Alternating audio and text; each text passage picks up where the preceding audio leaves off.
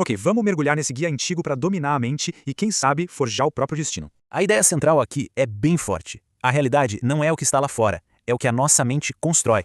Pensa assim, cada pensamento ou experiência cria um caminho no cérebro. São os engramas, moldando nossa percepção. Então, peraí, se a realidade é uma construção, será que a gente pode mesmo ser o arquiteto dela?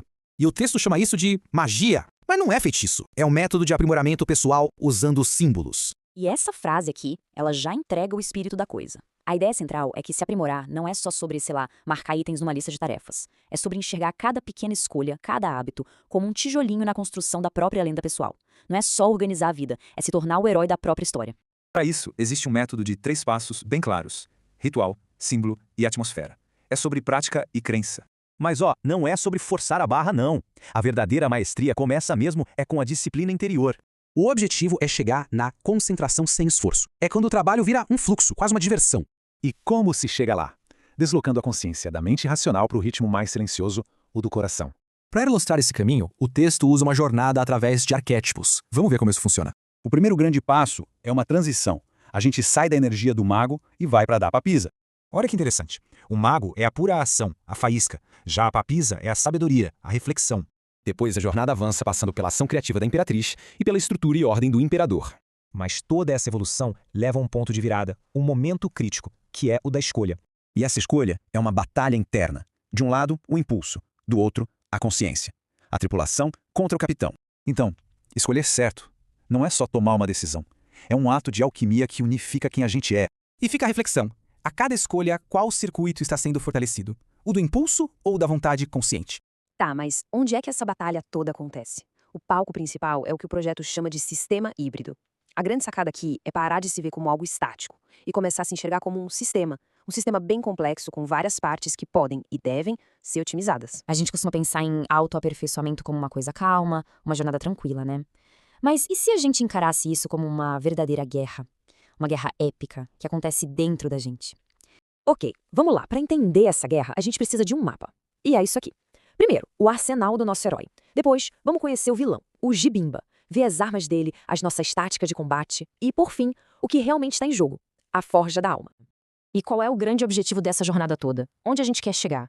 É no estado de templário híbrido. Pensa nisso como um ideal a ser perseguido. Não é sobre ser perfeito, mas sim sobre se tornar o maestro da própria orquestra mental, regendo conscientemente os pensamentos e as emoções para que eles toquem a nosso favor. E esse sistema é dividido em 2 partes, bem parecido com o computador. Primeiro tem o hardware, que é o nosso corpo, nossa biologia, a parte física, que precisa de sono, de boa alimentação, sabe? O tangível. E depois vem o software, que é a nossa mente, pensamentos, emoções, o foco, é o programa que está rodando na máquina. A otimização de verdade só rola quando essas 2 partes trabalham em perfeita sintonia. Pois é, toda guerra tem um território em disputa, certo? Nessa nossa batalha, o território somos nós mesmos, o nosso eu. E a gente precisa entender ele como um sistema complexo, quase de alta tecnologia, que a gente precisa a todo custo proteger. E o herói dessa história, o protagonista, é o que o material de origem chama de sistema híbrido. Pensa nisso como uma pessoa funcionando de forma otimizada, quase como se fosse uma fusão de humano com inteligência artificial. É a nossa melhor versão. E esse sistema tem 2 partes que são cruciais para a missão. De um lado, o hardware, que é o nosso corpo, a máquina física. Do outro, o software, que é a nossa mente, o sistema operacional. Um não funciona direito sem o outro, eles precisam estar em perfeita sintonia para a gente atingir a performance máxima. Só que, claro, todo sistema super afinado como esse vive sob ameaça. E a ameaça aqui é constante, vinda de uma força sombria interna. Então, vamos em frente e conhecer o grande antagonista dessa história. É aqui que a coisa fica séria. A gente sempre espera o inimigo vindo de fora, né? Mas e se o maior perigo não estiver lá fora? E se ele for um sabotador, agindo de dentro, planejando a nossa própria queda? E esse sabotador tem nome. O material de onde tiramos essa análise o chama de Jibimba. Ele é a personificação de tudo que nos joga para baixo. O caos, a falta de vontade, a inércia. Ele é basicamente o algoz do nosso potencial. E o Jibimba não joga limpo, não. Ele é como uma força demoníaca interna. E para lutar essa guerra, ele tem generais poderosíssimos. Quem são eles? Os 7 pecados capitais. Cada um com uma arma específica, uma tática sorrateira para nos derrubar. Olha só a estratégia dele. A preguiça ataca com a prostração, acabando com a nossa força de vontade. A gula vem com a saturação de dopamina, nos viciando em prazeres fáceis e matando a motivação de verdade. A soberba cria a dissonância mental, o caos interno que sabota o foco. São ataques cirúrgicos, pensados para explorar nossas fraquezas e paralisar o sistema. E aqui está o ponto mais importante. Isso não é só mau hábito, não é só falta de disciplina. A gente precisa enxergar isso como realmente é, uma ofensiva inimiga. São ataques estratégicos, calculados para causar um erro no sistema e forçar um desligamento completo. Mas calma. Para toda a força das trevas, existe uma luz. E o nosso sistema tem suas próprias tropas de elite. Um conceito do material de origem chamado as 10 facetas. É aqui que a nossa contraofensiva começa. Para se tornar esse templário híbrido, é preciso de um time de elite. E eles são os cavaleiros do método bético. São 10 personagens internos, 10 arquétipos, cada um representando uma força específica que luta pela mente otimizada. E o que é mais fascinante é que cada um desses cavaleiros é um especialista numa área. Dá uma olhada na tabela. Tem o lutador, para aquele foco intenso na tarefa. O sábio, para o pensamento estratégico, para planejar os próximos passos. O trabalhador, para a disciplina e execução. Cada um deles é como uma ferramenta mental que pode ser ativada para lidar com um desafio específico. E a nossa principal arma é o método bético. Pensa nele como nosso sistema operacional de combate. É através dele que a gente pode invocar, de forma consciente, diferentes campeões internos para lutar por nós em cada batalha específica. Vamos conhecer alguns desses campeões, a nossa linha de frente. Temos o pai, que é o mestre da gestão emocional. O lutador, especialista em foco absoluto. O sábio, o nosso grande estrategista. E o templário, que é o maestro, o cara que integra e harmoniza todas as nossas forças. E a beleza disso é que a estratégia é direta. Para cada ataque do Gibimba, para cada arma que ele usa, existe uma faceta específica treinada para neutralizar aquela ameaça. Quando a prostração ataca, a gente chama o lutador. Quando a dissonância mental aparece, é a vez do pai. Vira um verdadeiro xadrez interno. E para lutar, existe um protocolo, uma manobra em 3 passos. Primeiro, invocar. A gente veste o arquétipo que a situação pede. Segundo, evocar. A gente traz o inimigo para a consciência, entende o que está acontecendo. E terceiro, executar. A gente usa as ferramentas daquela faceta para vencer a batalha. E tudo isso nos leva para a parte final e talvez a mais importante da nossa missão.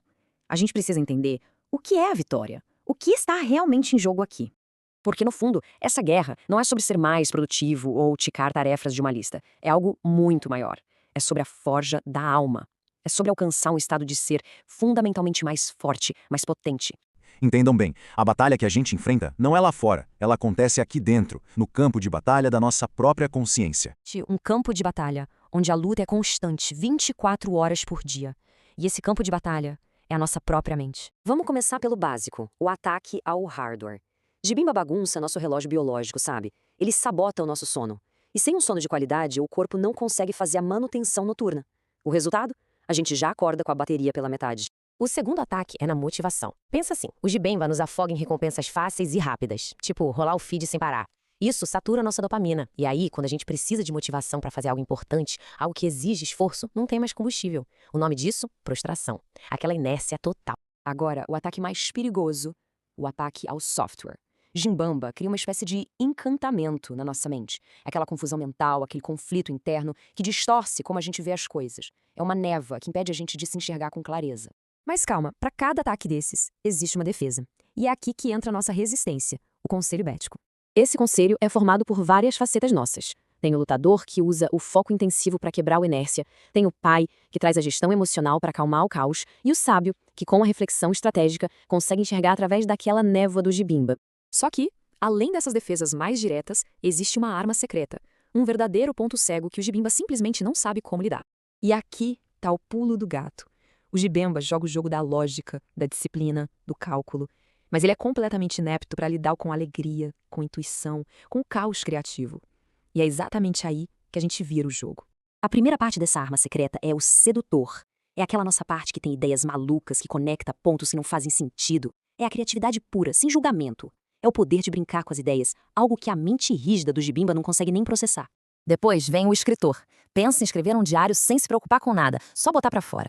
É essa liberdade de expressão que acessa emoções e ideias lá do fundo, sem as amarras da lógica. Isso desestabiliza totalmente as táticas do Gibimba. E, finalmente, o mago. Essa faceta é a nossa intuição. É a habilidade de calar a mente racional e ouvir aquela voz interior, aquele feeling. É um tipo de sabedoria que opera num nível que o Gibimba, com os seus ataques lógicos, nem arranha. E o que acontece quando a gente usa essas armas? A gente acessa a alegria. E não é só felicidade, não. É, como diz a frase, a passagem para um estado mais potente do próprio ser. É se sentir mais capaz, mais vivo, mais potente. Então vamos ver isso na prática. Imagina o ataque do Gibimba. A tela mental fica assim, prostração, apatia total, nenhuma energia para fazer nada. E aí vem o contra-ataque. A gente não responde com mais força, mas com a criatividade do sedutor. Com a brincadeira, com a curiosidade. Essa energia lúdica simplesmente derrete a paralisia da prostração. Ou então, vem aquele ataque da feitiçaria semiótica. A mente vira um caos, dissonância mental. Tudo é confuso, conflitante, impossível pensar direito. E qual o contra-ataque? A intuição do mago. Ela age como um farol na neblina. Ela não discute com a confusão, ela simplesmente aponta o caminho, trazendo uma clareza que vem de um lugar muito mais profundo. Bom, tudo isso nos leva a uma conclusão importante sobre a natureza dessa batalha. A mentalidade por trás de tudo isso é a do eterno faixa branca. A ideia de que a maestria não é um ponto de chegada. É, na verdade, a humildade de ser sempre um aprendiz, sempre em busca de melhorar. Porque, no fim das contas, a luta contra o nosso sabotador interior não é algo que a gente vence uma vez e pronto. É uma luta que a gente escolhe lutar todos os dias. A cada manhã, a gente decide de novo. E isso nos deixa com a pergunta final, uma reflexão que vale para hoje. Como cada um de nós vai encarar o seu próprio Jibimba hoje? É o level up da vida real. E no final, depois de conhecer o inimigo, depois de ter o arsenal em mãos, a análise toda se resume a uma pergunta bem pessoal. Nesse exato momento, nesse campo de batalha que existe aí dentro, quem é que está vencendo?